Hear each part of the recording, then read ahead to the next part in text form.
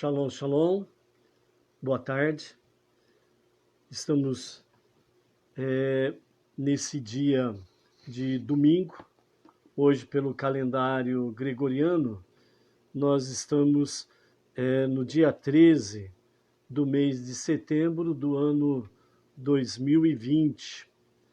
E pelo calendário judaico, nós estamos no dia 24 do mês de Elul, do ano 5780. Essa daqui é a nossa última semana do ano, para aqueles que seguem o calendário judaico. Essa é a nossa última semana. E na próxima sexta-feira, dia 18, ao pôr do sol, nós estaremos entrando no primeiro dia do mês de Tishrei, do ano 5781. É o nosso ano novo judaico. E aí nós vamos estar fazendo as comemorações do ano novo.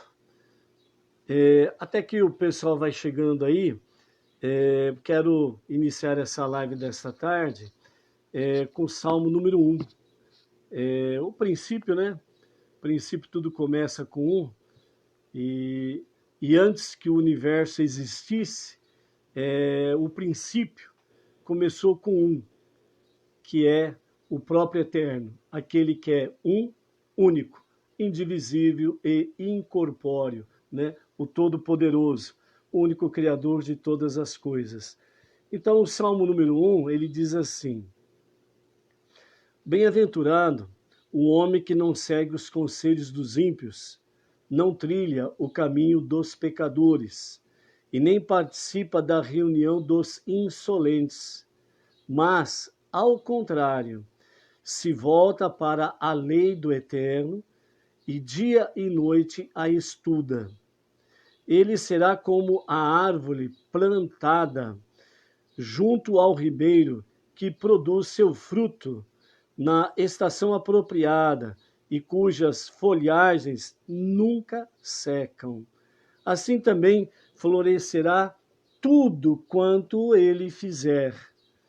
Quanto aos ímpios, são como feno, que o vento espalha. Nem eles prevalecerão em julgamentos, nem os pecadores na assembleia dos justos. Pois o Eterno favorece o caminho dos justos, enquanto o dos ímpios o conduz à sua própria ruína. Como nós estamos indo para o Ano Novo, e do primeiro dia do Ano Novo, do primeiro dia de Tishrei até o dia 10 de Tishrei, são chamados os 10 dias temíveis. Esses 10 dias temíveis é o período em que todo ser vivo passa pelo julgamento de Deus. É o tempo dos dias temíveis, tempo de julgamento, né? Então, esse Salmo número 1 vem mostrar essa realidade sobre a questão de estar debaixo da destra de Deus, estarmos realmente debaixo da proteção divina, né? Porque aqueles que são rebeldes, aqueles que são desobedientes porque querem aos mandamentos, né, do Eterno, são chamados de o caminho dos ímpios e conduz à sua ruína, ou seja, a própria pessoa, melhor dizendo, ela conduz o seu caminhar, né? Tudo aquilo que plantamos é o que nós vamos colher. E por isso, saiba o que plantar, para que você tenha certeza daquilo que você vai, sem sombra de dúvidas, né? Colher no dia de amanhã. Como nós estamos aí falando sobre essa questão de Ano Novo, então, para que as pessoas tenham certeza de que o que nós estamos fazendo de fato, uma festa bíblica ao Eterno, então, no livro de Levítico, conhecido no hebraico como Vaikra, no capítulo 23, a partir do verso 22, está até o verso 44, fala de todo o mês de Tishrei. o princípio do mês, né? O sétimo mês, que corresponde ao sétimo mês. Fala do Yom Kippur, fala da festa de Sukkot, né? Que acontece tudo neste mês de Tishrei. Então, começa assim no verso 22 do capítulo 23. E quando cortares a ceifa de vossa terra, não acabareis de cegar o canto de vosso campo, nem colhereis a respiga de vossa ceifa. Para o pobre e para o peregrino os deixareis. Eu sou o Eterno vosso Deus. E o Eterno falou a Moshe, dizendo: Fala aos filhos de Israel, dizendo: No sétimo mês, o primeiro dia do mês, será para vós descanso solene, memorial com o toque de chofar, convocação de santidade. Nenhuma obra servil fareis, e oferecereis oferta queimada ao Eterno. Aqui é chamada a festa de Yom Teruah, o dia do toque do chofar, que é exatamente nessa época de Rosh Hashanah. No verso 26 fala assim: E o Eterno falou a Moisés, dizendo: Mas aos 10 dias desse sétimo mês é o dia da expiação, né? Convocação de santidade será para vós, e afligireis as vossas almas, e oferecereis oferta queimada ao Eterno. E nenhuma obra fareis nesse mesmo dia, porque é dia de expiações. É o dia de Yom Kippur, né? É o dia do perdão. Depois do verso 33 em frente, fala: E o Eterno falou a Moisés, dizendo: Fala aos filhos de Israel, dizendo: Aos 15 dias do sétimo mês será a festa de Sukkot, né?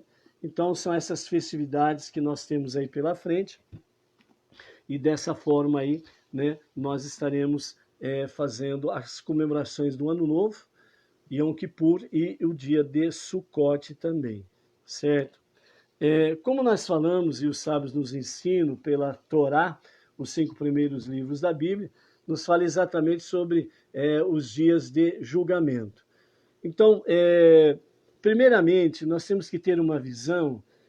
Os sábios dizem assim: a prece, uma das preces judaica diz assim: Avinu Malkeinu, Avinu nosso Pai, Malkeinu nosso Rei. Por que se fala primeiro Avinu antes de Malkeinu? Por que se fala primeiro nosso Pai antes de nosso Rei? Os sábios explicam que o falar o Avinu, o nosso Pai antes de nosso Rei, significa que nós não podemos esquecer desse detalhe fundamental. O Deus, o Todo-Poderoso, o único Criador dos céus e da terra, o único Deus e único Salvador, como diz o profeta Isaías. Então, esse que é o único Deus, não tem outro Deus que possa ser comparado a ele ou associado a ele, porque ele é um e único, indivisível. Ele não é 2, nem 3 e etc. Certo? Ele é incorpóreo, ele não habita num corpo humano para se manifestar aos homens, certo? Então, portanto, ele é um e único. Então, nós estamos diante daquele que é o Todo-Poderoso. E por isso que chamamos ele, primeiramente, Avinu, nosso Pai. Então, a partir do momento que nós estamos indo para esses dias temíveis, do dia 1º até o dia 10º de Tishrei, que é os dias temíveis de julgamento, nós precisamos ter em mente essa questão fundamental. Nós estamos diante do nosso Pai Celestial. Então, primeiro, ele é Pai, e por isso ele é cheio de compaixão e misericórdia. E dentro desse contexto, né, nós estamos fazendo um preâmbulo antes de entrarmos na questão da alimentação e a sua simbologia para o dia de Rosh Hashanah, ok? Daqui a pouco vamos falar sobre a questão dos alimentos e os seus significados. Então, os sábios trazem para nós 7 passagens bíblicas que falam exatamente sobre a compaixão e as misericórdias do Eterno. E dentro disso, nós vamos para esses 10 dias temíveis, não com medo e pavor de Deus. Muito pelo contrário, nós vamos para esses 10 dias temíveis, né? Nós vamos com respeito, reverência e com muito amor àquele que é o nosso Pai. Quando Deus ele formou o homem, o primeiro homem que nós conhecemos e todos conhecem como Adão, né? Então, ele foi feito à imagem e semelhança de Deus, certo? Então, Rosh Hashanah, ou Rosh Hashanah, o Ano Novo, de fato o aniversário da criação do universo. Então, é o aniversário do dia da criação. No sexto dia, Deus, depois que criou todas as coisas, no sexto dia foi o dia em que ele criou o homem e a mulher, como está em Bereshit, Gênesis. Então ele criou macho e fêmea, ele criou o homem e a mulher. Né? Então o ser humano ele foi criado exatamente neste momento, no sexto dia. E é o dia do aniversário da criação que os sábios determinaram. E como nós vamos para esses 10 dias temíveis, então os sábios trazem para nós 7 passagens bíblicas que nos falam exatamente sobre a passagem. Salmos, número 118, e o verso 5, que diz: Invoquei o Eterno no momento de angústia. Segunda passagem, Lamentações, de Jeremias, capítulo 3, verso 56. Ouviste minha voz, não feches teu ouvido. Terceira, Salmo 119, verso 160. Verdadeira é a tua palavra e eternos teus juízos. No Salmo 119, o verso 122, é o quarto item. De teu servo seja fiador. Quinta passagem, ainda no Salmo 119, verso 162. Com ela me alegro, como aquele que acha um tesouro. Sexta passagem, no Salmo 119, verso 66. Concede-me discernimento e sabedoria, pois creio plenamente em tuas mitzvot, em teus mandamentos. E a sétima última passagem é ainda no Salmo 119 e o verso 108. Aceita favoravelmente as oferendas de meus lábios e ensina-me teus juízos. Ou seja, não temos mais o Beit Hamikdash, o grande templo em Jerusalém. Tanto para os judeus como para os não-judeus, não há o templo. Tanto para os judeus como para os não-judeus, quais são os sacrifícios que Deus pede de cada um? É exatamente essa última passagem do Salmo 119, o verso 108. Aceita favoravelmente as oferendas de meus lábios e ensina-me teus juízos. O melhor sacrifício que realmente Deus tem para com cada um de nós é exatamente o sacrifício dos nossos lábios. Porque os nossos lábios precisam expressar o verdadeiro arrependimento dos nossos corações. Os nossos lábios precisam produzir de fato e verdadeiramente os frutos de arrependimentos que há dentro de nós. Porque Deus conhece, a partir do seu coração e a partir do seu pensamento, todas as coisas. E nesse momento, quando você profere, Deus, ele está vendo a sinceridade dos frutos dos teus lábios, que vem de um coração arrependido, de um espírito contrito, uma alma que está realmente arrependida e quebrantada, e então é para o Eterno uma verdadeira oferenda. E segundo os nossos sábios, eles falam que no hebraico, estas 6 passagens, né, com exceção da primeira, estas 6 passagens, né, cada letra no hebraico a primeira letra de cada versículo, ela forma as seguintes 2 palavras. Querá, Satã, que significa que Satã, o acusador, seja eliminado. Todos conhecem o livro de Jó e sabem que o acusador, este anjo, Satã, que ele é o adversário, não de Deus, né? Alguns segmentos religiosos, por falta de conhecimentos, né? Por falta de instrução com as Sagradas Escrituras através dos ensinamentos com os rabinos, né?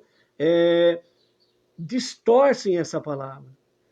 Satã, o acusador, ele é adversário do homem, do ser humano, não de Deus. Deus não tem adversário. Ele é o Todo-Poderoso, ele não tem adversário. Nada pode se associar a ele, nada pode se opor a ele. Ele é o grande eu sou, ponto final. Então este anjo, né, como diz através do profeta Ishaiah, né, Deus criou o bem e o mal. E este anjo, ele foi criado um pouco diferente dos outros, pois ele é o acusador, né? Ele está aí para chegar diante de Deus e acusar o ser humano, e principalmente acusar o povo judeu. E dessa forma, o que Deus está mostrando para nós nessa questão quando chegamos em Rosh Hashanah? Querá Satã, que Satã, o nosso adversário, o nosso acusador, seja eliminado, para que as bênçãos sejam estabelecidas da parte do Eterno para as nossas vidas, né? Então, esse é o sentido em que nós precisamos ter quando vamos para esses 10 dias temíveis, né? Para nós, principalmente não judeus, que infelizmente não nascemos e crescemos dentro dessa base da Torá desde os primeiros dias da nossa vida, é importante para que nós, essas portas abertas que foram, para que nós pudéssemos conhecer os rabinos e, através dos rabinos, conhecermos de uma forma mais profunda a Torá, os 5 primeiros livros da Bíblia e os ensinamentos que a palavra tem para nós de uma forma mais profunda, é importante que nós venhamos aproveitar essa oportunidade que nesses últimos 20 anos está de uma forma mais presente